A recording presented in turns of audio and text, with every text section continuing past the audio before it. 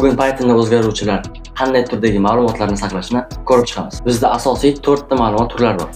Bular int, ya'ni sonlar, float bu o'nlik sonlar, ya'ni nuqta bilan yoziladigan sonlar. Str bu so'zlar, ya'ni harf bilan yoziladiganlarga. Bool esa bizda mantiqiy qiymatlarga nisbatan ishlatiladi.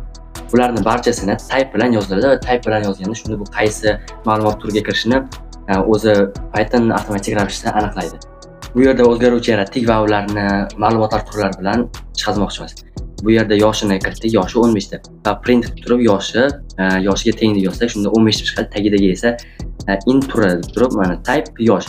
Ya'ni yosh qaysi ma'lumotlar turiga kiradi. Shuni Python o'zi avtomatik ravishda chiqazib beradi. Barchasini shunday yozib chiqdik va buni run qiladigan bo'lsak, mana ko'rib turibsiz, birinchisining yoshi 15 da, int turi class int.